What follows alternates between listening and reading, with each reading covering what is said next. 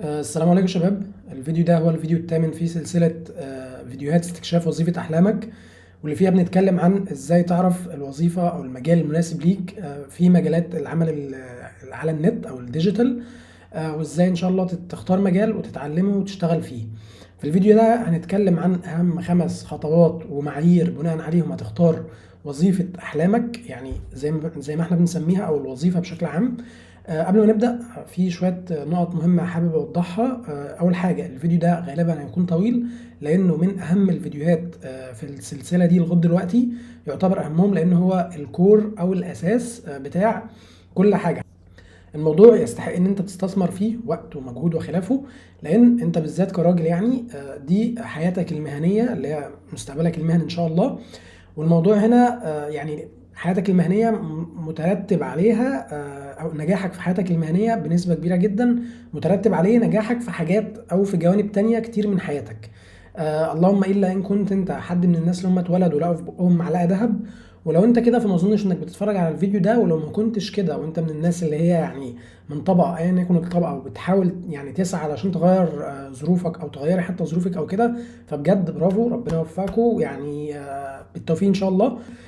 ليه تستثمر وقت؟ لان خلينا نقول ان المجالات دي مثلا بعد فتره معينه من التعلم، مثلا بعد كذا شهر او ايا يكن بتتعلم علشان توصل لسالري مثلا او دخل برقم معين لغايه هنا كسالري مبدئي او كدخل مبدئي نفس، او علشان توصل لنفس الرقم ده من المسار العادي او التقليدي المتعارف عليه. مش بقول ان هو عادي او تقليدي بمعنى وحش، ولكن المعروف، فلا اللي هو بتاع الدراسه في المدرسه، بعدين ثانوي، بعدين كليه وخلافه.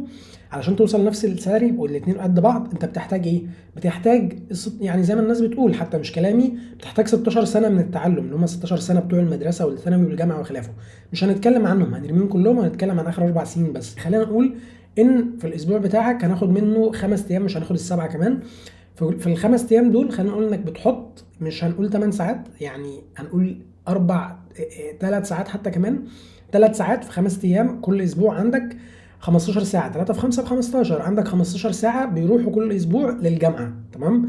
ال 15 ساعة دول اضربهم 15 و15 30 و30 60، ده في الشهر الواحد. اضرب ال 60 بقى في ال 12 هيدوك سنة واحدة بس. احنا هنتكلم كمان، مش هنتكلم عن 16 سنة، لا هنتكلم عن 4 سنين، ومش هنتكلم عن 4، لا هنتكلم عن سنة واحدة بس، سنة واحدة منهم. تمام. السنة دي الاسبوع الواحد فيها بتحط فيه او بتستثمر فيه 15 ساعة.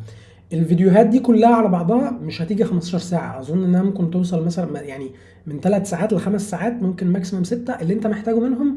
أظن ممكن ساعتين 3. يعني لو هنقارن ده بده، أنت بتحتاج حرفيا بتحط هنا في الأسبوع في الجامعة بتحط في الأسبوع الواحد 15 ساعة. هم أكتر بكتير طبعا، بس خلينا نقول 15 ساعة. هنا أنت الفيديوهات كلها أصلا أقل من كده، وكده كده مش قصدي حاجة والله، بس الفيديوهات مجاني مش هتدفع فيها فلوس، فالموضوع يستحق والعائد بتاعه كويس، اللي هو العائد على الاستثمار، الار او اي، ريتيرن اون انفستمنت، احسن بنسبه كبيره من المجالات التانية. تمام. خلينا نبدا على طول في الموضوع بتاعنا اللي احنا هنتكلم عنه، الا وهو ازاي تختار الوظيفه اللي هتشتغل فيها. خلينا نقول، ما نقولش وظيفه احلامك، يعني خلينا نقول الوظيفه اللي هتشتغل فيها. الموضوع ده محتاج علشان تختار الوظيفه دي انت محتاج تمر ب5 مراحل، يعني 3 4 مراحل، ممكن 5. انت علشان تختار وظيفه يعني الوظيفه اللي انت هتشتغل فيها دي، عايز اشيل كلمه وظيفه الاحلام دي من بالي، يعني الوظيفه اللي انت هتشتغل فيها دي لازم الموضوع يعدي على مراحل. مش اللي هو ايه، مثلا هتغمض عينيك كده او هتقعد كده مثلا مستني حد يجي يقول لك ايه، بقول لك ايه يا فلان، انا والله حاسس انك انت تنفع، او يعني ممكن المجال الفلاني ده يناسبك، فانت هتاخد منه الكلمه دي وتروح فعلا تشتغل في المجال. اكيد مش هتعمل كده انت او انت مثلا لما بتيجي مثلا تتجوزوا مثلا، فمش مش بتغمضوا عينيكوا كده، سواء انت مثلا ولد بتغمضش عينك كده واول بنت بتشوفها بتروح تتجوزها، لا طبعا. ولا انت اول بتغمضي عينك واول حد يجي لك تتجوزيه، لا، عندك معايير وشروط. لازم الشخص التاني ده يبقى متوافق مع اعلى نسبة منها. طبعا البنات عندهم حاجات عالية جدا على الواقع، بس يعني مش ده كلامنا، مش ده موضوع كلامنا دلوقتي. فبالتالي الجانب زي ما قلنا، الجانب ده مهم من حياتك، فبالتالي لازم تستثمر فيه، ولازم تختار المجال كويس بناء على المعايير اللي هنتكلم عنها دلوقتي. خلينا نروح للشاشة بتاعة اللابتوب، وكده كده هتبقى شايفني في بتاع الصغيرة دي. زي ما قلنا الموضوع بتاع اختيار الوظيفة اللي هتشتغل فيها هي رحلة متكونة من 4 أو 5 مراحل. اول مرحله اللي هي هتبقى محتاجه فيها تعرفوا عن ايه هي مجالات العمل على النت، او مجالات العمل الديجيتال بشكل عام من بعيد من بره. بعد كده تبقى محتاجه تعرفوا عن كل مجال لوحده، يعني طبيعه عمل كل مجال لوحده، علشان هل تعرفوا يعني هل او تجاوبوا على سؤال هل المجال ده مناسب ليكم ولا لا. وبعدين محتاجين تعرفوا معايير تانية مهمة، زي يعني أول عن آخر إحنا بنشتغل عشان فلوس، فمحتاج تعرف مرتبات كل مجال بشكل مفصل. يعني ده مش هتعرفه في الخطوة اللي فاتت أو مش في الخطوات الأولى. بعد كده هتبقى محتاج، دي نقطة مهمة جدا دلوقتي، هتبقى محتاج تعرف تأثير الذكاء الاصطناعي على المجال بتاعك ده، هل هيساعدك ولا هل هيضرك. فانت لو هو مثلا هيساعدك فاذا ممكن يبقى ده معيار مهم، او دي نقطة كده زيادة على المجال ده تخليك تدخل فيه. او لو المجال ده هيتأثر كتير بالذكاء الاصطناعي فتبعد عنه خالص من الاول يعني. نقطة كمان واخيرة بقى هتبقى هي مرحلة التعلم نفسها. دي نقطة. النقطة التانية الفايل اللي هنا ده أنا إن شاء الله هشاركه معاك، هيبقى في موجود كده في لينك معين تحت الفيديو. اللينك ده لما تفتح اللينك ده بشكل عام هتبقى فيه زرار هنا كلمة فايل دي، لو عندك بالعربي هتلاقيها ملف مثلا.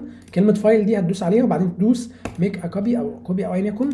شيل بس الكلمة دي من عندك كده وبعدين تدوس ميك ا كوبي، هتلاقي الفايل ده عندك. لأن لو فتحت اللينك اللي أنا هعمله لك مش هتلاقي إن أنت ينفع تعدل فيه. يعني أنا بعدل فيه عشان أنا اللي عامل الفايل، بس عندك انت لازم عشان تعدل فيه وتعرف تضيف بقى بيانات هنا اللي هنتكلم عنها لازم يبقى عندك نسخة. تمام.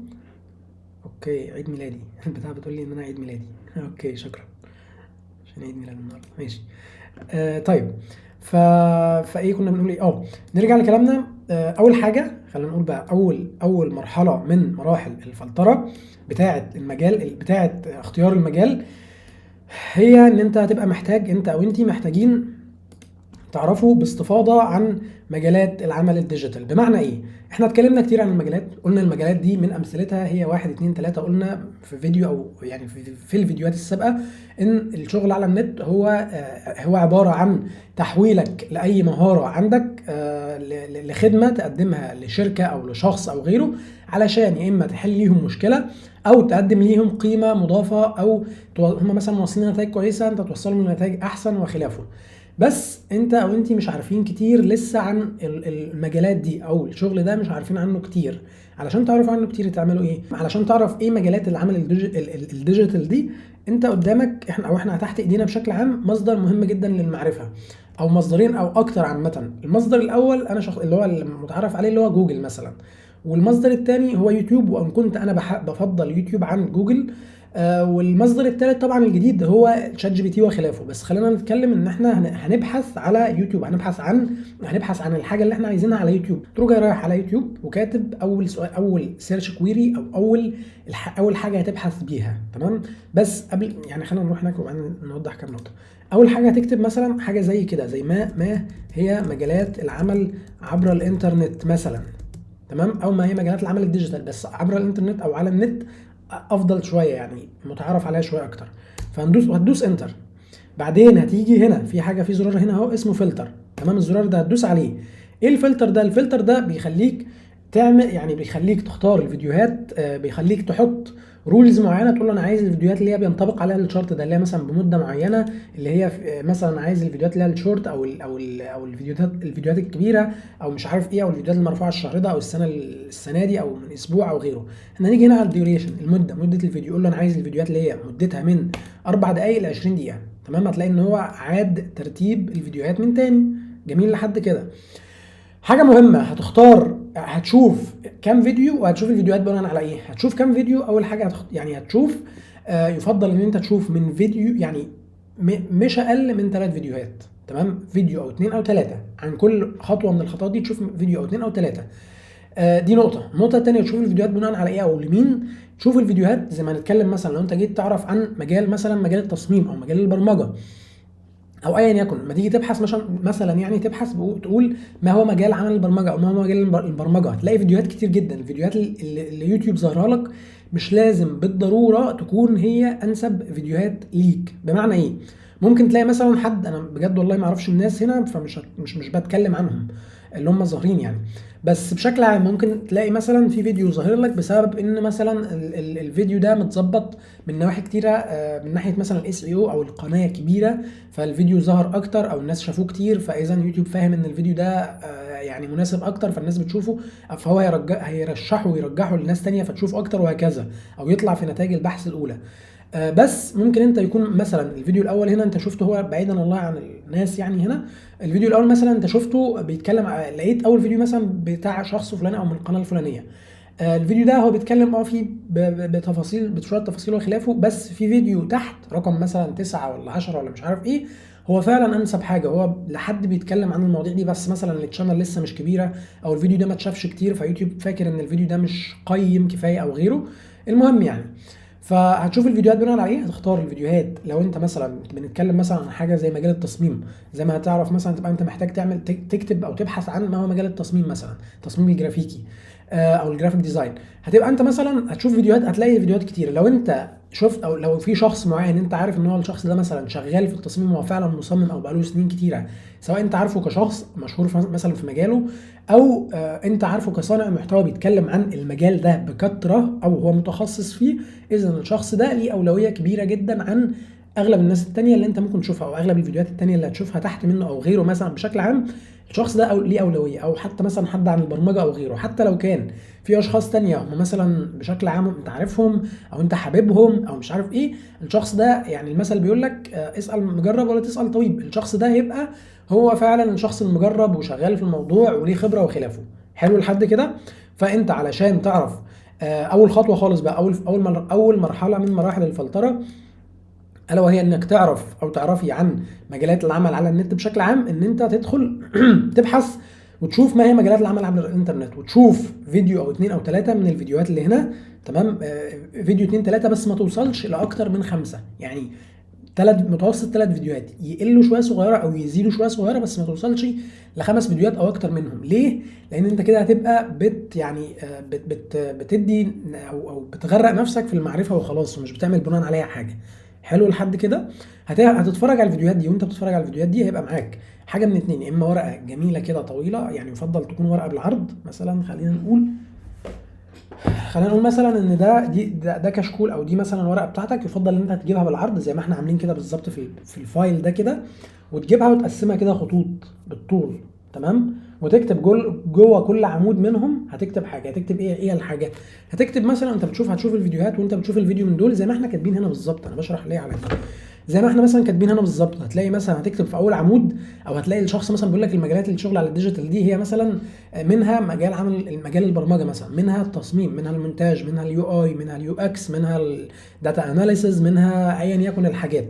هتروح انت جاي جوه كل عمود هتكتب مجال منهم، تكتب مثلا البرمجه، تصميم، تسويق، المونتاج الى اخره. دي نقطه. تاني نقطه، هتتعرف على، او وانت بتتفرج على الفيديوهات دي هتلاقي الناس بتتكلم بتقول لك والله مثلا بشكل عام عن مجالات الشغل بشكل اصلا عام جدا جدا جدا، يعني مش بتفاصيل. فهتيجي انت هنا، يفضل مثلا ان انت تيجي هنا، يعني ممكن في اول خانه هنا اللي هي الفاضيه دي ممكن تكتب فيها مثلا، ان هتلاقي مثلا حد بيقول لك ان مجالات الشغل على الديجيتال دي فيها الناس بتشتغل على كمبيوتر مثلا، انت تاخد ملاحظه لو انت مش عارف النقطه دي لغايه دلوقتي، تاخد ملاحظه مثلا الشغل فيها على الكمبيوتر بشكل اساسي او بشكل عام او ايا يكن. بعدين مثلا ملاحظه تانية هتلاقي حد بيقول لك ان الشغل مثلا مجالات الشغل الديجيتال دي والله مثلا من مميزاتها ان هي فيها مثلا رواتب مجزيه بعد فتره كافيه من التعلم، بعد فتره كافيه. تمام، هتاخد الملاحظات دي كلها، وجوه كل مجال ممكن تلاقي الناس بتتكلم بتقول لك ان والله بشويه تفاصيل عن المجال من دول، وممكن ما تتكلمش، مش مشكله دلوقتي، بس انت هتشوف الفيديوهات وهتاخد ملاحظاتك. ممكن حتى لو انت حد اتكلم بملاحظات عن مجال معين، يعني مثلا بيقول لك ان مجال التصميم ده والله مثلا هو مناسب للاشخاص اللي بيحبوا الالوان وتناسقها او تنسيقها والحاجات دي كلها، وتلاقي مثلا من الملاحظات اللي عليه بيقول لك مثلا ان المجال ده بيتطلب تعديلات كتيره. تمام، تعديلات كتيره. تلاقي مثلا في مجال زي التسويق بيقول لك انه مثلا مناسب اكتر للاشخاص مثلا اللي بيحبوا الاقناع، مثلا بيحبوا يعني اللي هو موضوع النيجوشيشن، الاقناع والكلام وخلافه يعني كمثال، ماشي. بس في نفس الوقت ممكن مش مناسب او مش حلو علشان هو فيه وفيه وفيه.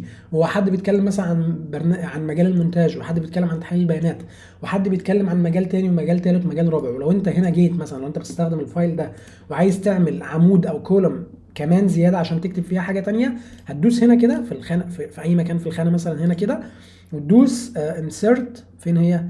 انسرت كولوم ليفت، اللي هي على الشمال. اعمل لي عمود في الناحيه الشمال، هتلاقي عمل لك عمود هنا في الناحيه الشمال او اكتر بقى. تفضل تكرر العمليه دي كتير، تمام، لحد كده. وهتاخد ملاحظاتك على كل مجال. وفي الاخر خالص بعد ما تكتب ملاحظات وتملى الجدول ده بشكل عام، هتيجي بقى في الاخر خالص تحت كل مجال من دول، تحت كل مجال انت المفروض برضو عرفت بشويه تفاصيل عن المجالات. تحت كل مجال ده تقييم مبدئي جدا جدا جدا. تحت كل مجال منهم تدي تقييمك. يعني ايه تدي تقييمك؟ هتدي تقييم، هنتخيل ان انت محتاج تدي تقييم من 0 ل 10. 0 دي معناها ان المجال ده مش حلو جدا، مش حلو خالص ليك، و10 دي معناها ان المجال ده انت شايف ولو مبدئيا ان المجال ده هو انسب حاجه واكتر حاجه انت ميال ليها مبدئيا برضو. حلو. هنيجي مثلا عند مجال زي البرمجه، انت مثلا بناء على اللي انت شفته لغايه دلوقتي والله قلت مثلا ايه، والله ده المجال ده مثلا ممكن اديله 8 على 10 مثلا. مجال زي التصميم حبيت والله لا ده انا ممكن اديله 9.5 من 10 كمثال، يعني 9.5 على 10. مجال زي مش عارف التسويق، والله لا ده انا ممكن اديله 7 على 10 بس. مجال تاني زي كذا، تفضل تديهم التقييمات دي كلها. الخطوه الجايه، تمام، وهي تعتبر اول مرحله فلتره حقيقيه، هي بقى اللي جايه دي.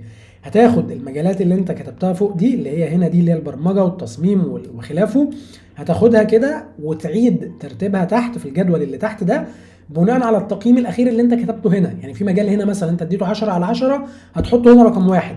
مجال تاني اديته 9 من 10، تكتبه هنا رقم 2. مجال هنا تالت اديته مش عارف 7، تكتبه هنا. مجال تالت اديته مش عارف كذا، تكتبه بعد منه، وهكذا. بس يفضل تتفادى المجالات اللي انت اديتها يعني مثلا 5 او اقل، 5 من 10 او اقل، وتبدا بالعشرة وايه ولغايه ما توصل لخمسه، بس تتفادى ان انت تنزل لاقل من خمسه. حلو. هتلاقي ان انت بدات في الاول مثلا ب 10 مجالات، هنا نزلوا معاك هنا مثلا لسبعه او سته او ايا يكن الرقم. هتروح جاي على مرحله الفلتره الثانيه، ودي مرحله مهمه جدا جدا، تمام. اول حاجه انت محتاج تعرف ايه هي طبيعه عمل كل مجال بشكل مستقل. يعني ايه؟ يعني مثلا انت سمعت مبدئيا عن ان مجال البرمجه مثلا ده بشكل عام، والله الناس مثلا فيه يعني في الخطوه السابقه عرفت عن ان في مجال اسمه البرمجه. المجال ده مثلا والله يعني مثلا يعني، او مجالات العمل الديجيتال كلها مثلا مجالات تعتبر لوكريتيف، اللي هي يعني فيها فلوس والشغل فيها نوعا ما فاني، يعني كويس ومريح وخلافه، وفيها فلوس مثلا يعني. بس لقيت ان، او انت شفت مثلا ان مبدئيا والله مجال انت حسيت ان انت ميال اكتر للمجال زي مثلا البرمجه، تسويق، التصميم، ايا يكن، علشان حسيت انه مثلا والله مثلا مريح ليك، او في مثلا يعني عائد مادي احسن، او ايا يكن. فهتيجي انت هنا لازم بقى علشان تقرر انت هتختار انهي مجال منهم، لازم تبقى يعني عرفت اكتر عنه. من الحاجات او من المعايير اللي انت لازم تعرفها هي طبيعه العمل في المجال من المجالات دي، تمام. طب علشان تعرف ده محتاج هتعمل ده ازاي؟ تعمل ده بان انت تعمل زي ما قلنا، ترتب المجالات دي من تاني بناء على التقييم اللي انت اديته ليهم. وبعدين هتروح جاي رايح على يوتيوب من تاني، هتروح جاي كاتب كده هنا ما هو مجال، ما هو مثلا ما هو مجال البرمجه مثلا. زي ما احنا مثلا هنا عندنا ما هو مجال البرمجه، ما هو مجال التصميم، ما هو مجال المونتاج، ما هو مجال تحليل البيانات، او ايا يكن. تروح جاي دايس انتر. حلو. بعدين هتيجي تاني تعمل الفلتر بتاعنا اللي هو الزرار هنا، تمام. بعدين تقول له والله انا عايز مثلا فيديوهات من 4 دقائق ل 20 دقيقه، او ممكن تشوف الفيديوهات اللي هي اكتر من 20 دقيقه، يفضل طبعا يعني، لان دي حاجه خطوه مهمه، تمام. هتشوف مثلا الفيديوهات اللي اكتر من 20 دقيقه، هتلاقي هيظهر لك فيديوهات هنا كتيره، تمام. زي ما قلنا بقى هنا يفضل ان انت بشكل عام اصلا في كل الخطوات تختار الفيديوهات بناء على الناس اللي انت مثلا عارفها. حد مثلا اهو سبحان الله احنا بقينا قدامنا على طول حد مثلا زي استاذ اسامه، اللي هي الشانل بتاعت الزيرو ويب سكول. استاذ اسامه معروف ان هو مبرمج وشغال في المجال بقاله كتير جدا وعنده خبره وخلافه. استاذ مثلا اسامه يكون ليه اولويه كتيره عن اي حد تاني بشكل عام، مش مجال شغله، بس هو مثلا بيعمل محتوى عن الحاجه دي، او هو مثلا شفت انت الفيديو بتاعه مكسر الدنيا وعمل فيوز او غيره. حد برضو زي استاذ اسلام او باشمهندس اسلام تقريبا، اللي هو بتاع الشانل اسمها كودزيلا، برضو هو شغال في المجال بقاله كتير، عنده خبره وخلافه. فبرضو حد زي ده يكون ليه اولويه كبيره في ان انت تشوفه عن ان انت تشوف حد تاني. وهكذا بقى في الفيديوهات اللي انت هتشوفها بشكل عام، يفضل ان انت تختار الناس اللي هي شغاله في المجال، او انت عارف ان هم بيتكلموا بكثره في المجال، فاذا هم متخصصين فيه او بيعلموه او ايا يكن. حلو لحد كده. هتشوف المجالات دي، هتشوف الفيديوهات دي عن كل مجال لوحده، وانت بتشوف اثناء ما بتشوف كل فيديو منهم هتيجي هنا، هتبقى هنا معاك الورقه دي او معاك الورقه بتاعتك او معاك الفايل ده او ايا يكن، وهتيجي هنا هتكتب ملاحظاتك انت الشخصيه. بمعنى ايه؟ بمعنى ان انت مثلا هتلاقي ان مثلا والله مجال البرمجه الناس بتتكلم فيه، بتقول لك مثلا مجال البرمجه ده مثلا الناس فيه مثلا بتعمل كمثال مثلا طبيعه الشغل فيه ان انت بتنشئ مثلا او بتصمم مثلا مواقع من ضمن الحاجات، يعني التخصصات اللي فيه انت بتصمم مواقع ويب اللي هي المواقع اللي انت بتشوفها يعني مثلا، او مثلا او برامج للموبايل اندرويد بقى او اي او اس او ايفون او غيره او ايا يكن. ماشي. هتلاقي نقطه تانية مثلا بيقول لك انه والله برضو المجال ده بتتعامل فيه مثلا مع اكواد بشكل اساسي، عكس مجال تاني مثلا زي التصميم انت بتتعامل فيه مع الوان ومع عناصر وخلافه، عكس مجال تالت مثلا زي التسويق انت بتتعامل فيه بشكل اساسي مع الناس نفسهم ومع السيكولوجي بتاعتهم وخلافه. مجال تالت مثلا مجال غيرهم خالص لا زي المونتاج بيقول لك انت بتتعامل فيه مع الفيديوهات نفسها. مجال رابع زي اللي هو تحليل البيانات، انت شغلك الشاغل والحاجه الاساسيه اللي بتتعامل معاها بشكل اساسي هي الداتا او الداتا ايا يكن اللي هي البيانات بشكل عام. وهكذا تلاقي ان انت بتتكلم، تلاقي بقى ايه تكتب ملاحظاتك انت هنا في اول خانه. في الخانه الثانيه بناء على ان انت كل ما بتشوف زي ما قلنا هتشوف انت كل مجال لوحده وهتملى البيانات دي لوحدها. تمام. هتشوف عن المجال البرمجه فيديوهين ثلاثه اكتر ايا يكن، زي ما قلنا مش اكتر من 5، وهتملى البيانات، تملى الخانات دي. تمام. فهتلاقي مثلا انت هنا مبدئيا برضو انت باللي انت سمعته عن المجال من دول، هل انت حابب المجال؟ يعني مبدئيا حتى انت شخص مثلا حد اناليتيكال او اللي هو حد يعني عندك التفكير النقدي عالي شويتين، هتلاقي ان انت مثلا والله لا انا ممكن احب مثلا حاجه زي البرمجه وحاجه زي تحليل البيانات اكتر من ممكن احب مثلا حاجه زي المونتاج او حاجه زي التسويق. فاذا هتلاقي ان انت هنا في الخانه بتاعت او في المعيار بتاع شغفك وتقبلك للمجال تلاقي ان انت مبدئيا حابه، مبدئيا مثلا حابب المجال مبدئيا بسبب 1 2 3 4 5 وهكذا، وفي النقطه الثانيه وخلافه. بعدين هتلاقي او في معيار تاني مهم في الجزء بتاع طبيعه العمل، طبيعه الشغل في المجال ده، الا وهو ضغوط الشغل. هل مثلا الشغل ده بطبيعه عمله في ضغوط كتيره انت او انت مش حابينها مش متقبلينها ما تقدروش عليها او الى اخره؟ لو كده فاكتب الملاحظات بتاعتك هنا برضو. من الناحيه الثانيه فرص النمو او فرص النمو بشكل عام، سواء النمو ده هو نموك انت الشخصي جوه المجال او نموك اللي هو الترقي في الشغل وخلافه. هل انت مثلا المجال من دول بيوفر لك ان انت لما تتعلم تولز او ادوات كتيره وتنمي مهاراتك وتاخد كورسات وتظبط حالك وتطور نفسك وخلافه، هل انت فعلا بتبقى متاح ليك ان انت فعلا يعني تنتقل من وضع لاحسن وتاخد سالري بس بعد ما كنت تاخد سالري معين، سالري ده يزيد وخلافه ولا لا؟ برضه هتكتب الملاحظه دي. حاجه كمان الا وهي امكانيه بدء مشروع خاص. النقطه دي تقريبا نسينا نتكلم عنها، في ليه انت محتاج او انت محتاجين او ليه المجالات دي مناسبه او كويسه ليك ان انت تختار منها ما تختارش من المجالات التانية. بس يعني سريعا جدا ليه يعني ليه دي المجالات دي كويسه اكتر من غيرها؟ لان انت في المجالات دي امكانيه ان انت تفتح مشروع خاص بيك اعلى بكتير. زي ما قلنا مثلا خلينا نقارن مثلا لو انت مهندس او دكتور او كده، علشان تعمل مشروع خاص بيك، انت مثلا مهندس شغال في شركه مثلا بتاعه انشاءات معماريه ولا مش عارف ايا يكن الشركات دي، علشان امكانيه ان انت تعمل شركه زي كده انت محتاج وقت كبير جدا، محتاج فتره كبيره جدا تتعلم فيها، وفتره تانية يبقى انت ليك اسم، ومحتاج موارد كتيره علشان تعمل شركه بقى او حتى مكتب في الاول او غيره. دي نقطه. او مثلا لو انت شغال مثلا دكتور، انت شغال في مستشفى سواء مثلا بقى امتياز او ايا يكن المرحله اللي انت فيها، شغال مثلا في مستشفى او في حاجه او في مكان ما، علشان توصل لان انت تبقى تعمل عياده خاصه بيك انت، برضو الموضوع هياخد منك وقت كبير ومجهود وخلافه. بس في المجالات دي انت ممكن لو انت مثلا شخص شغال كمثال يعني في التسويق مثلا، فانت اشتغلت سنه او كام شهر ولا سنه ولا ايا يكن ولا اكتر حتى في مجال مثلا في مجال التسويق بتخصصات مختلفه، ممكن انت مبدئيا تبدا تعمل زي ايجنسي او وكاله دعايه واعلان. انت سواء انت مع نفسك تقدم خدمات كتيره مع نفسك انت للاشخاص او بيزنسز اللي هي مشاريع او اشخاص، او انت واثنين مثلا ثلاثه من معارفك او اصحابك في المجال او ايا يكن، يعني تبداوا تعملوا ايجنسي صغيره. دي نقطه. وده مسار تاني ممكن ان انت ان شاء الله هتكلم عنه بتفاصيل بعدين اكتر. ممكن ان انت تحول معرفتك يعني لدخل. بمعنى ايه؟ انت مثلا شخص شغال، انا بسرع بس الكلام شويه علشان الظهر قرب يأذن اهو، فاضل 8 دقايق، فعايز اخلص من النقطه دي وبعدين ايه نكمل في نقطه جديده بعدين. المهم، فمن الطرق التانية اللي انت ممكن تزود بيها دخلك، اللي هي داخله في حته المشروع الخاص وكده. انت مثلا شخص شغال في التصميم بقالك كذا سنه، اشتغلت كذا سنه، اشتغلت على مشاريع مختلفه في اماكن مختلفه، عملت حاجات كتيره، اتعلمت برامج كتيره، مهاراتك اتطورت كتير. ممكن انت بعدين تبدا تعمل محتوى زي ما هنتكلم عنه بعدين. ممكن تبدا تعمل محتوى وتبدا تبني اودينس او جماهير ليك، تتعرف ما بينهم ان انت شخص شغال مثلا في التصميم وعندك معرفه بالتصميم وخلافه. فمع الوقت تبتدي مثلا تسالهم، تقول لهم يا جماعه هل انتم مهتمين مثلا ان احنا نعمل، ان انا اعمل لكم كورس مثلا عن التصميم، ياخدك من شخص مش لسه مثلا زيرو خالص، مش عارف ايه هو التصميم اساسا، لحد بتعمل فعلا تصميمات وقادر ان انت سواء تجيب لنفسك شغل بيها فريلانس او مع ناس او مع حالك يعني، او تشتغل بيه في شركات. هتلاقي الناس فيه قبول بنسبه كبيره جدا جدا جدا، في قبول زي ما هنتكلم كتير ان شاء الله، نتكلم باستفاضه عن النقطه دي بعدين. فهتلاقي ان انت في قبول، فهتبتدي ان انت تعمل لهم كورس، سواء بقى تعمله يعني بنظام كورس مسجل مره واحده وترفعه على منصه، او تعمل مثلا نظام الكوهورتس، او اللي هو ان انت مثلا كل فتره بتستضيف الكورس ده مع مجموعه من الناس، وفتره تانية مع مجموعه تانية، وهكذا.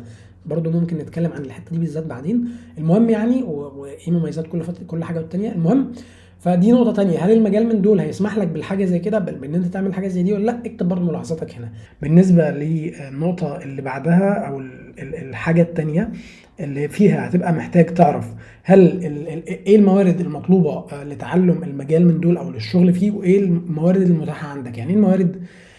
انت شغلك الاساسي بشكل كبير جدا هتكون بتشتغل على كمبيوتر لابتوب، او في احتمالات قليله جدا على موبايل.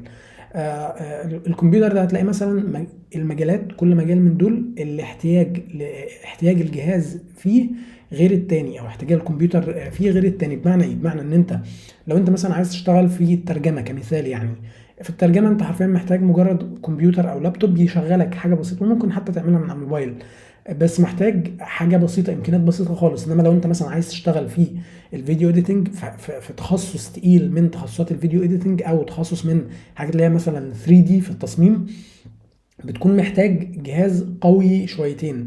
وعكس برضو لما تكون شغال في التسويق برضو بتبقى اغلب الوقت محتاج فيه مجرد بس كمبيوتر يشغلك وحاجه بسيطه وخلاص.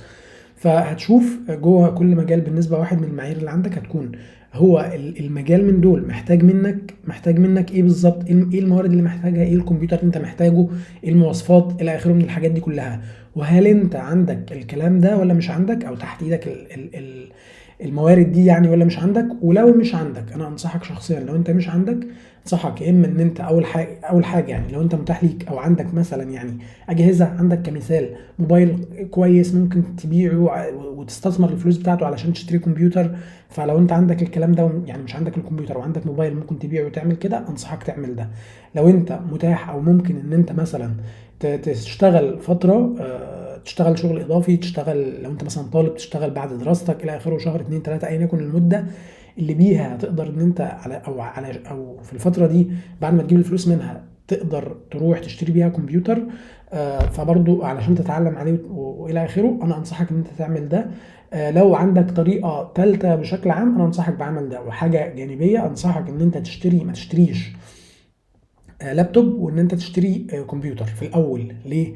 لان مثلا خلينا نقول ان ال 5000 جنيه اللي يجيبوا لك كمبيوتر امكانيات لغايه هنا مثلا، نفس ال 5000 جنيه يجيب لك لابتوب امكانيات قد كده. نفس ال 10000 جنيه اللي يجيبوا لك كمبيوتر جامد جدا او كويس قوي، هيجيبوا لك لابتوب يا دوب على قده، يا دوب بيشغلك. ليه؟ لان اظن انت فاهم المبدأ ده، كل ما التكنولوجي حبوا يصغروها او يحطوها في جهاز صغير، كل ما كان الموضوع بيبقى مكلف عليهم وبالتالي مكلف عليك. يعني الامكانيات اللي هي زي ما قلنا، الامكانيات اللي هتاخدها من اللابتوب هتدفع فيه 10000 جنيه، نفس 10000 جنيه لما تدفعهم في كمبيوتر، اللي هو شاشه وكيسه وخلافه بتاخد امكانيات اعلى بكتير جدا من اللي في اللابتوب ابو 10000 جنيه. حلو لحد كده. امكانيه العمل عن بعد، هل المجال من دول بيوفر لك امكانيه ان انت تشتغل عن بعد، تشتغل مثلا من بيتك او ايا يكن؟ ويعني باختصار شديد اغلب المجالات دي بتوفر لك امكانيه الشغل عن بعد، بس في مجالات بتكون الامكانيه دي متاحه فيها اكتر من مجالات تانية، وفي مجالات بتبقى مثلا لا الموضوع مش قوي 100%. بلس او نقطه مهمه جدا جدا جدا، انصحك نصيحه شديده او نصيحه مهمه، ان انت لو عايز حتى تشتغل في مجال من مجالات الشغل على النت دي، ان انت تشتغل الاول في شركه، تشتغل في مكان، تشتغل كذا شهر، تشتغل شهر، تشتغل سنه اتنين تلاته ايا يكن، وبعدين تشتغل او تنقل ان انت تشتغل ريموتلي او تشتغل من بيتك او ايا يكن. ليه؟ لان اول حاجه انت، دي حاجه انا برضو بعملها من زمان جدا، وحاجه انا يعني يعني انا كنت بفكر فيها وعملتها بالفعل، واتضح فيما بعد ان تفكيري كان صح، او ان اللي انا عملته صح.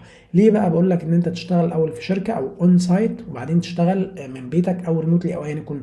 في الاول خالص انت شخص لما بتكون لسه داخل المجالات دي، انت شخص ما عندكش خبره، ما عندكش معارف، ما تعرفش اصلا، ما بتعرفش تستخدم التولز او تعمل الحاجه اللي عندك او تعمل المهام بتاعتك او الى اخره.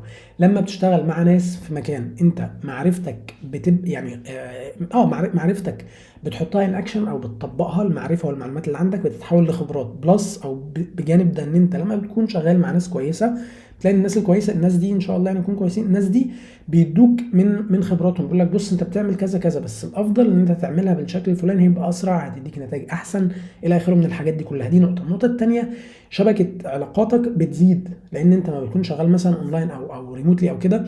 هي حاجه حلوه ومش عارف يعني بترحمك من انتقالات او مواصلات او غيره، وان انت مثلا لو الجو حر فانت مش مضطر تنزل في الحر، او لو الجو شتاء مش مضطر تنزل في الكلام ده كله. وطبعا في حاله لو كنت بنت يعني برضو ده بيحافظ عليك من اختلاط وحاجات كتير. بس ده في الاول كلامي برضو موجه للرجاله اكتر دلوقتي. ده في الاول هيكون بيمنع عنك فرص كبير للتشبيك او النتوركينج، او انت تبقى عندك معارف كتير. لان وانت مثلا شغال مع الناس اونلاين، غير ان انت تكون مثلا شغال مع ناس ان بيرسون او فيس تو فيس او شخص لشخص، او معاهم يعني في مكان عمل. وانت في مكان العمل ده بيسهل عليك عمل معارف. انت مثلا شغال كمثال في الفيديو اديتنج مثلا، وعندك واحد هنا ماركتير، عندك هناك واحد جرافيك ديزاينر، عندك حد هناك مش عارف بتاع كذا، عندك حد بتاع كذا الى اخره، وانت معاهم في مكان الشغل، قادر ان انت تعمل علاقات اسرع، تتعرفوا على بعض اكتر. ممكن مثلا تخرجوا بعد الشغل، ممكن تعملوا، ممكن تسووا الحاجات دي، بتخلي هو بناء العلاقات اللي هي المهنيه دي من الممارسات اللي فيها، زي ما نتكلم ان شاء الله بعدين يعني.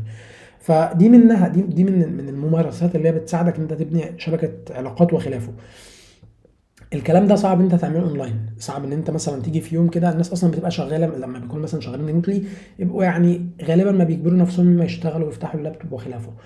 دي نقطه. النقطه الثانيه بقى، صعب ان انت مثلا تقول لواحد ايه اللي هو مش عارف بيقولها اونلاين، بيقولوها ازاي، بيقول لك اللي هو كانوا جرابا كافي، ولا مش عارف حاجه كافي في كافي اونلاين، حاجه كده، اللي هو بيقول لك يعني ايه ممكن، او خلينا مثلا في وقت ما نبقى نتشات او ندخل زوم مع بعض او ندخل مكالمه او ايا يكن.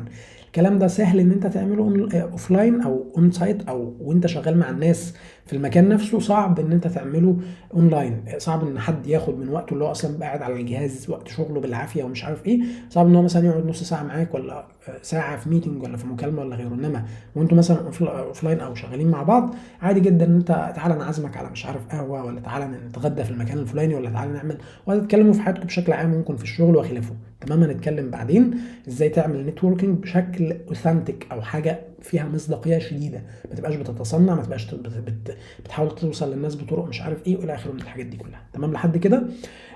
فامكانيه العمل عن بعد، هل المجال من دول بيوفر لك الامكانيه دي ولا لا؟ في مجالات هتلاقي ان هي بتوفر لك الامكانيات، الكلام ده فيها اعلى من المجالات التانيه.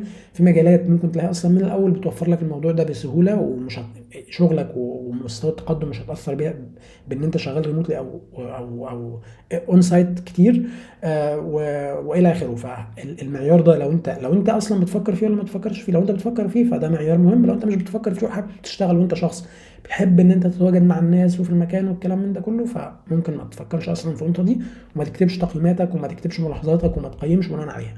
حاجه كمان الا وهي بقى المعايير الشخصيه. لو انت او انت عندكم معايير شخصيه ضيفها هنا، معيار شخصي رقم واحد، معيار شخصي مثلا رقم اتنين والى اخره. اكتب الكلام ده وخد ملاحظات قصاد كل مجال منهم، زي ما بقى قلنا كده انت هتدخل كل مجال لوحده.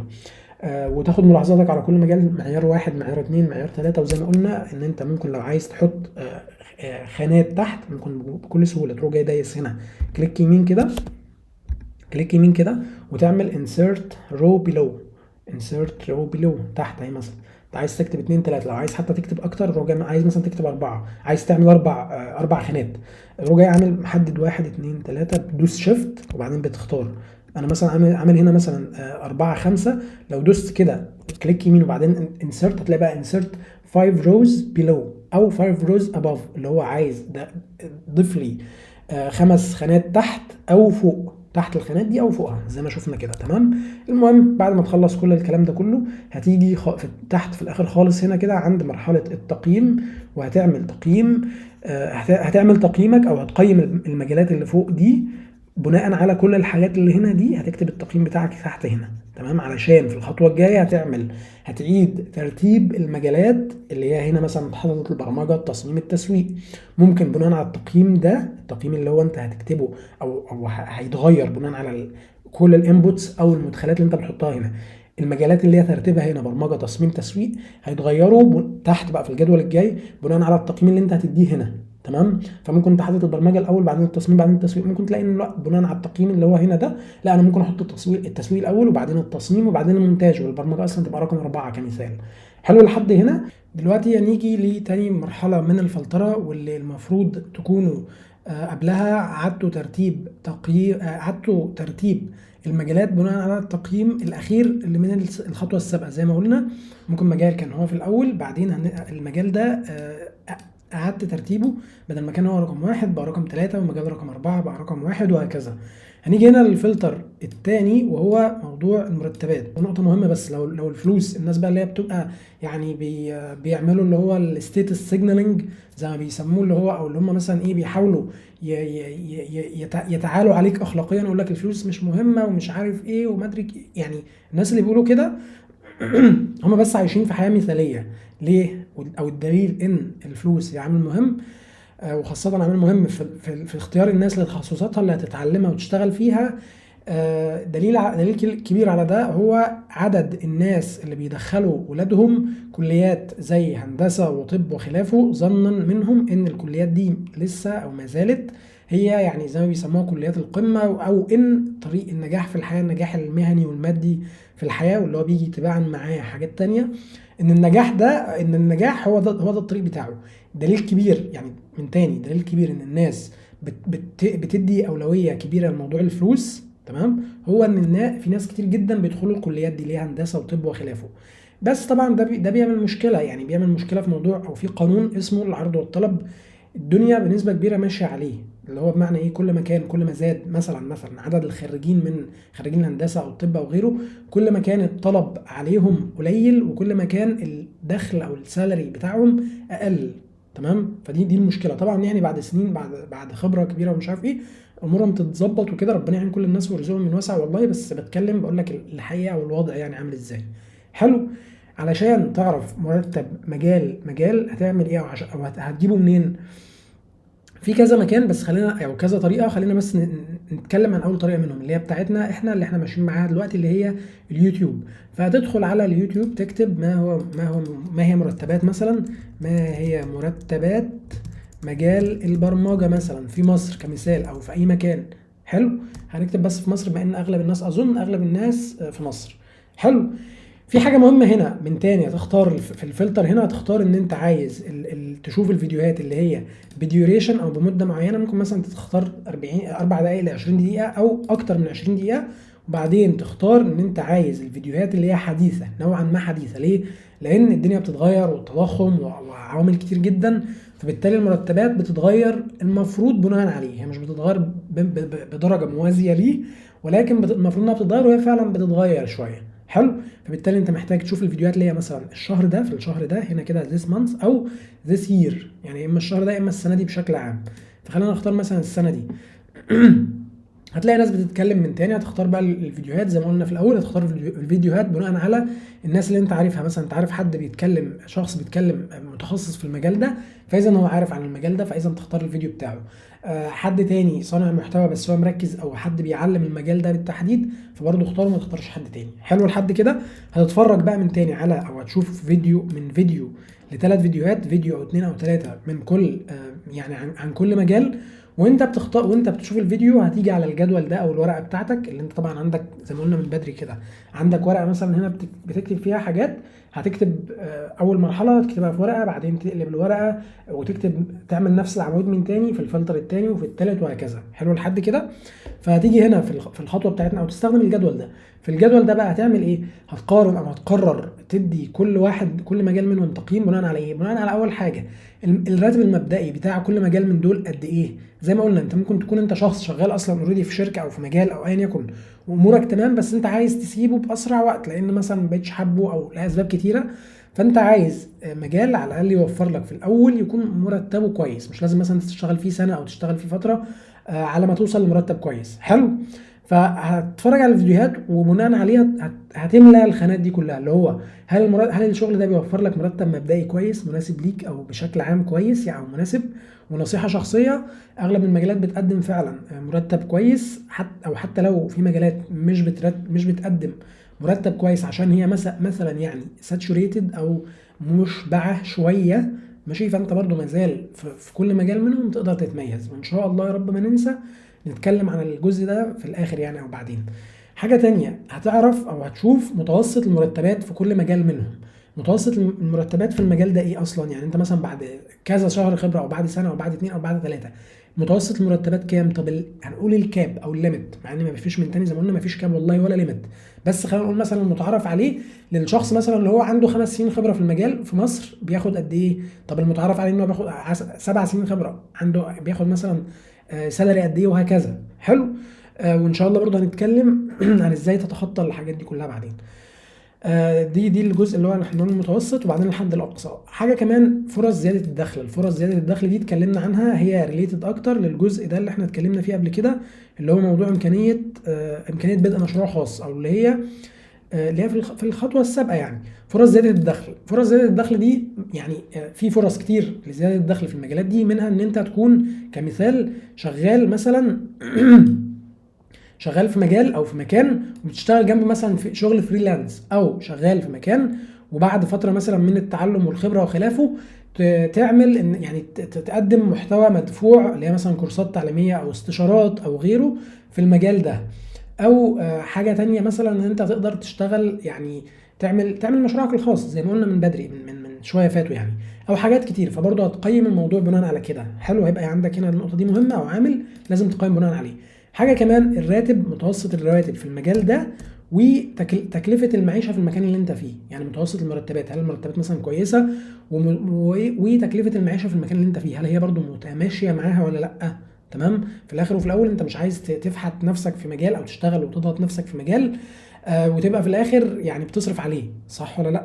تمام. او حتى بسبب مثلا ظروف بلدك او كده، فتبقى انت مثلا بتيجي على نفسك كتير، او عايش حامش كويسه او كده او غيره، حتى بعد فتره مثلا من الشغل فيه. حاجه كمان، امكانيه الترقي او فرص النمو بشكل عام زي ما قلنا عليها قبل كده. هل انت مثلا كل ما بتترقى، كل ما بتحسن من نفسك، تطور من نفسك، تتعلم مهارات جديده وحاجات جديده وخلافه، هل انت بالفعل بتقدر انك يعني توصل يعني مرتبات اعلى وخلافه ولا لا؟ دي نقطه كمان مهمه. وبرده يعني حط ملاحظاتك هنا، او ادي تقييمك للمجال بناء على نقطه زي كده. حاجه كمان، ودي برده ليها علاقه بفرص زياده الدخل، امكانيه العمل الحر. هل المجال اللي انت مثلا بتتكلم عن البرمجه او تحليل البيانات او غيره، هل المجال من دول بيساعدك، او في امكانيه ان انت تشتغل عمل حر جنب الشغل بتاعك ولا لا؟ واغلب اجابه يعني على السؤال ده لو جه في بالك، اغلب المجالات بتوفر لك ده عادي. تمام. او بنسبه ما يعني، مش طبعا مش من اول يوم، مش تبقى انت لسه رايح تتعلم في مكان معين وتقول انا عايز اشتغل شغل الفريلانس جنبه مثلا او كده. طبعا ده مش من المنطق، مش هقول لك من الذكاء، لا ده اصلا تحت، ده مش من المنطق اساسا يعني. انت لسه مش عارف اللي انت هتعمله ايه، او اللي انت هتقدمه يعني. المهم، في اغلب المجالات بتقدم لك، بس ممكن مجال عن التاني يفرق. يعني بمعنى ايه؟ يعني ممكن تلاقي مثلا مجال الجيجز او الشغلانات الجانبيه فيه بيبقى مرتب دخلها اعلى او عالي بشكل عام. او وممكن مجال تاني مثلا يبقى في شغل جانبي بس شغل على قده او حتى على قده في فتره في رينج وذين رينج معين من الوقت. لو مثلا انت عندك من سنه خبره لعدد من السنين الخبره مثلا، الشغل الجانبي مش هيبقى او اللي هو الفريلانس او غيره مش هيبقى احسن حاجه. بس بعد ما تعدي جزء معين او ثريش هولد معين انت خلاص كده الموضوع هيبقى عندك مفتوح. حلو. فدي نقطه تانية. حاجه كمان بالنسبه للمرتبات، ممكن بقى لو انت عندك اي معايير شخصيه تانية ما اتكلمتش عنها حطها هنا عادي. يعني اكتب معيار 1 2 3، ولو عايز تزود خانات تحت بسهوله جدا هتقف في الخانه، بيسموها الخانه تقريبا هنا كده، تدوس عليها كليك يمين وتعمل insert row below او above. اللي هو below اللي هو insert row below اللي هو ايه تحت، ضيف لي خانه تحت. تمام. insert row below هتفضل تضيفه وهكذا. او لو حتى عايز تمسح تروح جاي عامل مثلا تحديد ليها زي كده. عايز مثلا امسح اللي انا لسه عاملهم دول، هدوس هعلمهم واروح جاي على هنا كده ديليت تو روز اللي هو امسح لي الخانتين دول. حلو. هتيجي في الاخر خالص بقى بناء على كل الحاجات دي وبناء على الملاحظات اللي انت كتبتها وبناء على التقييم عادي ممكن تدي مثلا والله الموضوع هنا مثلا متوسطات المرتبات، والله مثلا بالنسبه لي بناء على اللي انا شفته مثلا متوسطات المرتبات ماشيه معايا، فممكن اديها مثلا 8 على 10 او 9 من 10 او 10 من 10 او حتى 3 من 10 او ايا يكن. فممكن انت تجمع النقط دي او تجمع الملاحظات وبناء عليها تدي التقييم النهائي في الاخر. زي ما قلنا مثلا تحليل البيانات في الاول خالص كان واخد معاك مثلا 3 7 من 10، بعدين خد 6 من 10، بعدين رجع خد 10 من 10، فانت حطيته هنا 10 من 10 حطيته في الاول في النقطه دي. ممكن هنا مثلا بناء على اللي انت سمعته لا مثلا ممكن يستمر على 10 على 10، او ممكن ينزل من 10 مثلا ينزل ل7 تاني او ينزل ل6 او ايا يكن الايه ايا يكن الحاجه. فدي بتاعتك انت يعني بناء على اللي انت الرحله اللي انت هتمشي بيها وبناء على الفيديوهات اللي انت هتشوفها وبناء على الاسئله اللي انت هتعرفها وهكذا. مكان او مصدر او طريقه تانية تعرف بيها المرتبات الفعليه الفعليه يعني للوظائف دي هي ايه؟ اول حاجه هي الجوب بوستس او بوستات التوظيف، منشورات التوظيف اللي انت بتشوفها غالبا يعني على او بشكل كبير على لينكدين، وغالبا بتشوفها مثلا على فيسبوك او في المواقع هنا وهناك. هتروح جاي مثلا خلاص انت عايز مثلا هتشتغل مثلا مبرمج فرونت اند ديفلوبر مثلا او باك اند ديفلوبر او مش عارف مثلا كونتنت كريتور او داتا اناليست مثلا او ايا يكن. هتروح جاي داخل على جوجل تكتب في البحث مثلا كده مثلا داتا اناليست مثلا جوب او داتا اناليست جوب مثلا ايجيبت كمثال. غالبا هتدخل مثلا تلاقي من اوائل المواقع اللي بتدخلك هتلاقي مثلا موقع زي وظف. ادخل على موقع زي وظف وادخل على موقع زي لينكد ان. ان شاء الله نتكلم عن يا رب ما انسى اتكلم عنهم بعدين يعني. المهم فهتدخل عليهم دور في وظائف كتير، شوف الوظيفه اللي هي بتبقى كاتبه السالري فيها. كل وظيفه او غالبا هتلاقي في جزء من الوظائف، في عدد من الوظائف مثلا ممكن من كل 10 وظائف ممكن تلاقي وظيفتين ولا حاجه ولا 3 عارضين السالري بتاع كل مجال جوه البوست بتاع الوظيفه. شوف الوظيفه، شوف متطلباتها، شوف مثلا التكنولوجيز المطلوبه ان انت تبقى عارفها او المهارات اللي عندك او عدد السنين، مهم جدا عدد سنين الخبره في المجال، وشوف الراتب المكتوب. تمام. وشوف حاجه مهمه، شوف الشركه نفسها. لو انت مثلا يعني لو شركه كبيره حتى جوه مصر بره مصر وعامله مثلا جوب بوست ممكن تبقى كاتبه مثلا ان هي عايزه حد عنده يا دوب خبره سنه في المجال بس عامله سالري كويس. ليه؟ لان هم عندهم الامكانيه ان هم يعملوا ده. شركه كبيره بتكسب كتير فبالتالي قادره انها تحط او تدفع مرتبات كتيره اعلى من السوق علشان تجذب الناس او تجذب المهارات او تجذب الناس بشكل عام للشغل عندها، حتى لو مش ناس لسه مش جامده قوي بس تجذبهم للشغل عندها وخلاص. تمام. فهتلاقي الكلام ده هتطبق الكلام ده على وظف مثلا موقع زي وظف بما انه هو الشغل مشهور شويه في الشغل في مصر، ولينكد ان برضو جوه مصر وبره مصر، ووظف برضو بره مصر وجوه مصر بس مركز اكتر على مصر حسب ما انا عارف يعني. فطب ده مكان تاني. مكان تالت تدخل على الجروبات زي ما هنتكلم ان شاء الله غالبا في الخطوه الجايه اللي هي بتاعه التعلم. هتدخل او تشترك في جروبات اللي هي بتتكلم عن المجال اللي انت عايز تدخله. انت عايز مثلا تتعلم البروجرامنج مثلا البرمجه او تحليل البيانات او غيره، هتكتب في الفيسبوك عندك تكتب بروجرامرز او بروجرامنج ان ايجيبت مثلا او داتا اناليسز او ايا يكن ايجيبت او المونتاج في ايجيبت او في مصر مثلا او اللي هو الجرافيك ديزاينرز ايجيبت او ايا يكن. بعد في جوه السيرش بار او في السيرش في المستطيل بتاع السيرش بعد كده تختار ان انت تفلتر قول له جيب لي او ظهر لي الجروبات اللي هي فيها الكلمتين او الكلام اللي انا كاتبه ده. هيجيب لك جروبات كتير، اشترك في الجروبات دي. بعد ما تدخل الجروبات دي هتدخل جوه السيرش بقى جوه الجروبات نفسها، ممكن تسيرش بكلمات زي اللي هقول لك عليها زي مثلا اكتب مرتب او مرتبات كلمه لوحدها. مرتب او مرتبات او سالري بالعربي او بالانجليزي او سالاريز بالعربي برضه او الانجليزي او غيره، وبعدين هتضغط سيرش هتلاقي في بوستات كتيره. اختار من البوستات دي ان انت تشوف البوستات الحديثه اللي هي الجديده، تمام، اللي هي لسه جديده شويه، وشوف البوستات دي وشوف الناس. يعني مثلا هتلاقي في حد، ممكن حد بيكتب بيبقى بيسال عن البوستات نفس في البوست مثلا عن متوسط المرتب، او حد بيقول مثلا والله انا لسه ليا بقالي مثلا سنه او سنتين او ثلاثه او ايا يكن، او معروض عليا شغل او ايا يكن المفروض اخد مرتب قد ايه، وبناء عليه شوف اقرا البوست، اقرا الكومنتات كلها وهتعرف منها بتقييم حقيقي للمرتبات بتاعت الوظائف. حلو لحد كده. النقطه دي اظن كده اتكلمنا عنها بشكل كبير جدا. وحاجه كمان عشان ما انساهاش، حاجه كمان ممكن تسال الناس اللي شغاله في المجال ده اصلا. اسال يعني، ممكن لو انت مثلا زي ما هنتكلم ان شاء الله في الخطوات الجايه، لما تعرف ناس شغاله في المجال ده ممكن تساله تقول له والله مثلا انا بقالي شويه كبيره مثلا بدور على كذا كذا على المجالات الشغل الديجيتال، بعدين دورت عن كل مجال، بعدين اخترت قارنت مجالات مختلفه وخلاص قررت مثلا ان انا هبدا في البرمجه، هبدا في التصميم، هبدا في ايا يكن المجال. بس يعني دورت برده شويه لقيت ان المرتبات مثلا بتقول او بتتكلم في الرينج من كذا لكذا. هل ده حقيقي ولا الحاجه دي مثلا او الارقام دي كانت من زمان فاتغيرت زادت او قلت او ايا يكن؟ طريقه ثالثه تقريبا، طريقه ثالثه او رابعه مش عارف، هو ان انت تسال الاشخاص. حلو لحد كده. النقطه دي اظن ان احنا اتكلمنا عنها كفايه جدا لحد دلوقتي، فخلينا ننتقل للنقطه اللي بعدها. زي ما قلنا في كل مره انت هتعيد ترتيب كل مجال من المجالات اللي فوق دي بناء على التقييم اللي بتديه تحت. التقييم اللي بتديه تحت ده هيخليك تعيد ترتيب المجالات من تاني تحت هنا في الفلتر اللي بعده او في المرحله اللي بعدها.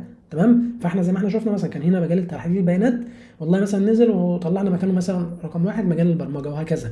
وهتلاحظ من تاني كل مجال في كل مرحله من دول، انت مثلا بدات ب 10 مجالات في الاول، غالبا هينزلوا معاك لسبعه ولا لسته ولا خمسه ايا يكن، بعدين هينزلوا معاك لعدد اقل، بعدين العدد اقل، بعدين العدد اقل، لغايه ما توصل في الاخر خالص هتلاقي غالبا يا اما توصل لعدد من المجالات برضو مثلا مجال او اتنين او تلاته محتار بينهم، واقول لك ازاي تختار ان شاء الله، او توصل لمجال واحد بس هو ده المجال اللي انا هبدا بيه فيه بالفعل. فبرضه هنتكلم عن النقطه دي بعدين. المهم يعني، فاحنا هنعيد ترتيب المجالات بناء على التقييم ده. المجالات اللي هنا هتبقى بناء على التقييم ده. حلو لحد كده. فهنيجي بقى هنا نقطه او مرحله او فلتر مهم جدا، الا وهو الذكاء الاصطناعي. احنا دلوقتي في مايو 2024، زي ما قلنا تقريبا في الفيديوهات السابقه، زي ما قلنا الشات جي بي تي الموديل الجديد بتاعه يعني اللي هو ال 4O، الموديل ده متطور بشكل كبير جدا جدا جدا عن كل الموديلز السابقه، والشركات بتاعه الذكاء الاصطناعي بتتنافس فيما بينها، تمام، على ان هم يبقى يعني على ان اي شركه فيهم يبقى ليها الاسبقيه. بالتالي الذكاء الاصطناعي مهما كانت القدرات اللي عنده، مهما كانت الليميتيشنز اللي عليه، او مهما كانت القدرات اللي عنده، بنسبة كبيرة جدا جدا جدا في خلال شهور بسيطة بس الكلام ده يعني سواء الليميتس هتتشال والقدرات هتزيد بنسبة كبيرة جدا. فده من تاني للأسف هيأثر إيجابا وسلبا. هيأثر إيجابا لمجالات، وهيأثر سلبا على مجالات تانية. بالتالي لازم انت كشخص لسه بيبدأ ان هو يختار مجال من دول، لازم يكون تأثير الذكاء الاصطناعي على المجال من دول لازم يكون في بالك، ولازم يكون شيء انت فعلا حاطه في اعتباراتك وكمعيار عندك. وده اللي احنا هنتكلم عن ازاي تعرفه دلوقتي ان شاء الله. انت هنا زي ما قلنا بقى كالعاده، الطريقه السحريه، الماجيك تراك بتاعتنا اللي بتخلينا نعرف الحاجات اللي احنا مش عارفينها هي ايه، هي جوجل او يوتيوب او شات جي بي تي. بس انا شخصيا في مواقف زي كده ارجح او ارشح ليك يوتيوب، بعد منه جوجل، بعد منه شات جي بي تي، وبعد شات جي بي تي انت محتاج، يعني انا مش بقول لك تمر بيهم كلهم، بس لو انا يعني اختار يوتيوب لوحده، يعني يا اما يوتيوب يا اما جوجل، يا اما لو خلاص هختار شات جي بي تي فشات جي بي تي ومعاه بني ادمين. يعني شات جي بي تي هاخد منه المعلومات واعمل لها كونفirmation او اتاكد منها مع حد شغال في الحاجه دي. حلو لحد كده. المهم هتيجي علشان تعرف تاثير الذكاء الاصطناعي. بص، تاثير الذكاء الاصطناعي على مجال من المجالات، هتروح جاي كاتب كده رايح على مثلا يوتيوب، وتكتب تاثير الذكاء الاصطناعي على مجال البرمجه، على مجال المونتاج، على المبرمجين، على التعليم، على الوظائف، على وظيفه الكذا، على الفيديو اديتنج، او على التصميم او غيره. هتروح جاي عامل كده ودايس اللي هو الانتر سيرش يعني. بعدين من تاني زي ما قلنا دايما هتختار الفيديوهات اللي هي الكبيره، يفضل تختار الفيديوهات الكبيره ماشي، اللي هي من 4 دقائق ل 20 دقيقه او اكتر. ويفضل تختار الفيديوهات اللي هي فعلا انت عارف ان الناس اصلا اللي بتتكلم فيها هم بالفعل عارفين، يعني الناس اللي هم الفيديوهات لناس هم فعلا عارفين اللي بيتكلموا فيه. تمام لحد كده. هتشوف فيديو او 2 او 3 براحتك، حبيت تزود ما توصلش او ما تكترش عن 5 بشكل عام، بس يعني ايه، ان زدت فهو خير لك، او ان اصلا وصلت للثلاثه يعني فانت كده تمام. المهم، هتيجي في كل بقى جوه زي ما قلنا او زي ما اتعودنا، انت كل مجال من دول هتعمل له التقييم بتاعه رأسي، بشكل رأسي اللي هو كده. يعني انت مش يعني هتفتح مثلا، هتشوف فيديو او 2 او 3 عن مجال البرمجه وتسيبه وتروح تشوف فيديو 2 3 عن مجال التصميم او ايا يكن، باعتبار بقى ان هم المجالات دي ايه عند، يعني هي انت كده كده زي ما قلنا بتبدا بعدد بتقل بتقل بتقل. وهتقارن دي المقارنه بينهم يعني. ولكن ما تدخلش على تشوف مثلا 3 4 5 فيديوهات هنا تفتحهم هنا مثلا وتنتقل من كل مجال للتاني، تيجي مثلا تقول والله مثلا ايه المهام قبل الاتمته، هل البرمجه مثلا فيها مهام قبل الاتمته او الاوتوميشن ولا لا، تروح جاي عامل هنا، تروح جاي رايح على فيديو تاني بيتكلم عن التصميم، لا غلط طبعا يعني. الافضل ان انت تمشي في الحاجه بشكل راسي، تقطع فيها بشكل راسي كده وتنجزها وتنتهي منها. المهم، فهتدخل وانت بتشوف الفيديوهات دي كالعاده بتاعتنا، كعادتنا يعني، هتشوف الفيديو وهتقيم بناء على المهام القابله للاتمته. وانت بتشوف الفيديو هتلاقي حد بيتكلم بيقول لك كده، بيقول لك مثلا والله الذكاء الاصطناعي ما يدخل في المجال مثلا الفلاني ده، او هو بالفعل دخل دلوقتي في المجال دوت مثلا، ومن تاثيراته ان هو بيعمل يعني بيستبدل مهام او تاسكس كتيره من اللي الناس البشر يعني، او الناس اللي شغالين في المجال ده كانوا بيعملوها. فبالتالي نسبه الاوتوميشن او الاتمته هنا عاليه شويه. وممكن تعرف في مجال تاني بيقول لك لا والله دي هتساعدك، في مجال تالت مثلا تقول لك والله التاثير بتاعه نص نص، تاثير ايجابي وسلبي نص نص الى اخره. بعدين هل في الخانه دي، هل الذكاء الاصطناعي هيساعد في ظهور، هيساعد يعني لما يدخل المجال من دول، هل هيساعد في ظهور تخصصات جديده؟ وصل لك الفكره؟ ولا هل هيقضي على تخصصات اصلا اوريدي موجوده؟ الكلام ده ممكن يبدو غريب عليك، بس لما تشوف الفيديوهات ان شاء الله غالبا الناس تكون بتتكلم عن الموضوع ده يعني. المهم، فهتعرف هتدي، يا اما تدي تقييمك للموضوع ده مثلا والله ده تاثيره فعلا عليه مثلا 10 هيبقى تاثيره عالي جدا، فاذا انا ممكن اديله مثلا والله في النقطه دي مثلا 1 على 10 كمثال يعني. او لا ده ملوش تاثير خالص، فانا ممكن اديله 9 من 10 او 10 من 10 او ايا يكن. او تكتب ملاحظات تقول بالفعل هيساعد مثلا، هيساعد في ظهور تخصصات جديده. تمام. المهم يعني، تنتقل للجزء اللي بعده اللي هو نسبه التدخل البشري. هل يعني خلينا ندي مثال، زمان خالص الناس كانوا شغالين في الزراعه، كان كل واحد بيزرع حاجه، بيزرع وياكل مثلا من الارض وخلافه. بس لما كان مثلا في حد عايز، حد مثلا زرع طماطم، والشخص التاني مثلا زرع بطاطس، واللي عنده الطماطم عايز بطاطس واللي عنده بطاطس عايز طماطم، كانوا بيبقى في معايضه بينهم صح. بعد كده طبعا بقى اخترعوا الذهب والفلوس وخلافه، بس يعني ده كان العصر الزراعي مثلا. بعدين جه العصر الصناعي، الناس اللي كانوا شغالين في الغيطان والزراعه وخلافه، جزء منهم انتقل للصناعه. حلو. بعد او المرحله الثانيه في التطور بتاع المرحله او الفتره الصناعيه دي، كان لما دخلت الاله دي لما دخلت، كان مثلا كان في مثلا في المصنع شغال 300 شخص مثلا. 300 شخص دول جابوا 10 آلات. ال 10 آلات دول غالبا شالوا 100 او 200 شخص من العمال اللي كانوا شغالين. هو ما استبدلتهمش 100%، مش 10 آلات مثلا او 20 30 آلة مشوا بيهم ال 300 شخص، ولكن جابوا مثلا 10 آلات شالوا جزء من العمال. بس ما زال الآلات دي محتاجة ناس تديرها، هي مش بتدير نفسها صح، ولكن في شخص محتاج ان هو يديرها. فبالتالي التدخل البشري، نسبة التدخل البشري للاي اي، هل انت مثلا هنا مثلا يعني ممكن يبقى فعلا الذكاء الاصطناعي هيدخل او يعني هيبقى نسبة تدخله في المجال من دول عالي، بس هل انت مثلا هل هيبقى مطلوب اشخاص تانيين ان هم يديروا او يستخدموا الادوات دي او يعملوا لها توجيهات وخلافه ولا لا؟ فلو المجال من دول فعلا في النقطه دي، فاذا من تاني تبقى دي نقطه او حاجه تحطها في الاعتبار وتقيم بناء عليها. حاجه كمان سرعه التطور، زي ما قلنا في الاول خالص في اول النقطه دي، الذكاء الاصطناعي بيتطور بنسبه بسرعه كبيره جدا جدا جدا. دي نقطة. النقطة التانية، كل التقدم اللي حصل على مدار مثلا السنة أو السنتين اللي فاتوا دول، التقدم الكبير اللي حصل اللي فات ده كله، غالبا هنعمل زيه. شوف التقدم، نسبة مثلا تقدم قد كده اتاخدت في وقت قد كده مثلا، نسبة التقدم دي غالبا هتتاخد يعني هتتاخد نسبة تقدم قدها او حتى اكبر منها في وقت اقل. يعني مثلا في خلال السنتين اللي فاتوا وصلوا مثلا من 0 ل 10 في ال 10 مثلا، في خلال كام شهر بس ممكن او متوقع ان في خلال كام شهر بس يوصل الذكاء الاصطناعي وقدراته وخلافه توصل ل 15 كمان، يعني فوق ال 10، يا اما 10 كمان، يا اما 15، يا اما 20، يا اما 30 في خلال شهور بس. فسرعه التطور كبيره جدا. فانت من تاني، تطور الذكاء الاصطناعي ده هيأثر على مجالك قد ايه؟ هل هيساعدك ولا هيضرك؟ هل هيخلق فرص جديده ولا هيموت التخصصات والمجال وخلافه؟ بعدين هتكتب لو انت عندك او انت عندكم معايير شخصيه تانية ضيفوها هنا، ضيفها واعمل تقييم بناء عليها. وفي الاخر تعمل تقييمك انت بناء على كل النقط السابقه. كل مجال من دول هتديله التقييم النهائي بتاعه هنا هيبقى بناء على كل الخطوات السابقه، التقييم اللي هنا بناء على الخطوات اللي هنا، التقييم اللي هنا بناء على الخطوات اللي هنا، وهكذا. وبعدين ترجع اخر حاجه خالص بقى، اخر مرحله، ترجع تعيد ترتيب المجالات دي بناء على التقييم اللي هنا زي ما اتكلمنا قبل كده كتير. حلو. هتيجي عند مرحله التعلم، دي خطوه براحتك، عايز تعملها ما تعملها، ما تعملهاش براحتك يعني. هتقيم المجالات بناء على بسم الله الرحمن الرحيم، بناء على جزء التعلم. هل المجال من دول سهل تعلمه ولا لا؟ هل المنافسه الموجوده في المجال من دول شديده ولا لا؟ ال ال مش عارف بيسموه ايه بالانجليزي، بس اللي هو الايه كده، مش فاكر الايه كده، انتري، اللي هو بتاع يعني خلينا نقول الحد الادنى من المهارات او من الوقت المطلوب علشان تبدا في مجال من دول هو قد ايه، والى اخره. المهم يعني هتتفرج على مجال من دول وهتشوف كيف اتعلم، او كيف اتعلم مجال، او كيف ابدا في مجال كذا، البرمجه او التصميم او المونتاج او غيره.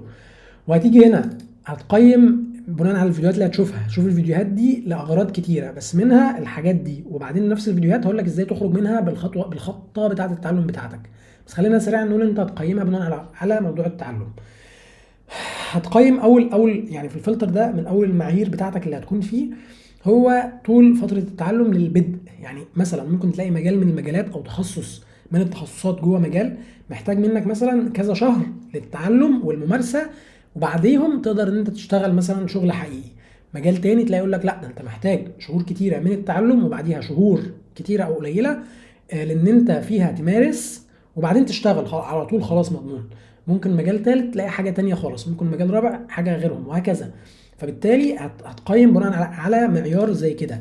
بعدين تقيم بناء على اسلوب التعلم المفضل ليك. يعني دي مش حاجه مهمه جدا، بس يعني حطيتها برضو، اللي هي ايه؟ انت مثلا شخص بتحب تشوف الفيديوهات كمثال، او انت او ايا يكن، او انت برضو شخص بتتفرج او بتتفرجي او بتحبوا مثلا بتحبوا القراءه اكتر. فهل المجال ده مثلا متاح ليك ان انت تقرا او تتعلم بالقراءه اكتر ولا لا؟ يعني مثلا ممكن انت شخص مثلا بتحب بتتعلم بشكل تفاعلي، سواء مثلا اوفلاين مع حد بيدي مثلا كورس او بيعلمك الحاجه دي، سواء بقى في كليه، في كورس، او في غيره وبتساله وبيجاوبك وبتتفاعل معاه بشكل عام ولا لا؟ وهل برضو المجال ده بيوفر لك الحاجه دي ولا لا؟ المهم حاجه كمان، الموارد المطلوبه والمتاحه زي ما قلنا قبل كده. هل انت مثلا محتاج، او انت مثلا يعني هل المجال من دول محتاج ان انت تتعلم له مثلا كورس واحد واثنين وثلاثه واربعه وخلافه؟ وهل انت عندك الوقت ماشي، وعندك الامكانيه والوقت والمجهود اللي تقدر تخصصه للتعلم ده ولا لا؟ حاجه كمان، هل المجال من دول في وقت ما او في الاول او ايا يكن هيجبرك ان انت تتعلم مثلا او تاخد كورسات مدفوعه، وهل انت عندك الامكانيه لده ولا لا؟ ونقطه جانبيه، اغلب المجالات، من المميز في المجالات دي ان اغلب المجالات دي كلها متاح ان انت او بنسبه كبيره جدا تقدر ان انت تتعلمها فور فري اونلاين من على اليوتيوب او المواقع بتاعه الكورسات بشكل مجاني تماما من غير ما تدفع فلوس. حلو لحد كده. نقطة كمان، مستوى تعقيد المجال. هل المجال من دول صعب ولا لا؟ هل هو صعب ولا سهل؟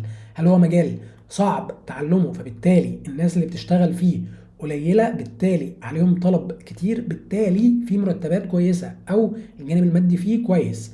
ولا هو مجال سهل تعلمه بالتالي في ناس كتير موجودة فيه، بالتالي السوق مشبع او ساتوريتد، مشبع او مشبع او ايا يكن، او ساتوريتد يعني، فبالتالي مش عليهم طلب كتير، فبالتالي مفيش دخل، او السالري فيه مش كويس في المجال ده مثلا او في التخصص ده مش كويس. فهنا هتختار او هتفكر في الموضوع او هتقيم المجال من دول بناء على حاجه زي كده. ويفضل ان انت يعني تلزم المجالات اللي هي صعبه التعلم. طبعا في مجالات صعبه التعلم والناس فعلا ما بتدخلهاش عشان هي فعلا مجالات ملهاش لازمه. مش بقول كده، بقول ان انت تختار مثلا لو لقيت ان انت قدامك مثلا مجال زي البرمجه هو صعب فعلا، لذلك ما فيش ناس او حتى تخصص من تخصصاته صعب مثلا، بالتالي ما فيش حد بيدخله كتير، بالتالي في مرتبات كويسه. او مجال تاني انت مثلا شايف ان هو سهل وخلافه، لو انت قدام الاتنين من دول انصحك تختار المجال الصعب، ولو انت برضو ده ظروفك انت الشخصيه سامحه ليك ان انت تعمل ده ولا لا. حلو. حاجه كمان، الوقت المتاح اللي هو المطلوب للتعلم او المتاح اللي عندك. الوقت المطلوب للتعلم والوقت المطلوب والمتاح للتعلم. الوقت المطلوب والمتاح، الوقت المطلوب قد ايه؟ هل مثلا هي زي ما قلنا، هل هي مجرد شهور وتتعلم، ولا هي شهور كتيره لازم عشان تتعلم؟ وهل انت اصلا متاح معاك ده ولا لا؟ ولا من تاني، هل هي مثلا محتاجه شهور كتيره وانت فعلا عندك ده؟ انت مثلا ممكن تكون طالب، او انت مثلا حد مش عارف بتمر مثلا بفتره مثلا يعني تعبان فتره، فعندك فتره كبيره ممكن تتعلم فيها، او ايا يكن من الحالات الخاصه اللي بناء عليها تكون انت بتقيم كل واحد منكم هيكون بيقيم الكلام ده بناء على حالته هو وظروفه هو. تمام. حاجه كمان، تكلفه التعلم، هي دي مش مهمه قوي يعني، فايه لها علاقه بالموارد المطلوبه واللي اتكلمنا عنها قبل كده، اللي هي موضوع هل انت مثلا محتاج فلوس للتعلم الحاجه دي ولا لا. وزي ما قلنا الكلام ده اغلبه مجاني، فممكن نمسح الخانه دي. حلو. من تاني بقى تيجي تقيم المجالات دي في الاخر خالص بناء على الحاجات دي زي ما اتعودنا كل مره. هنخلص من النقطه دي على سريع عشان احنا اتكلمنا فيها كتير، وانت المفروض بقيت عارف تعملها ازاي دلوقتي.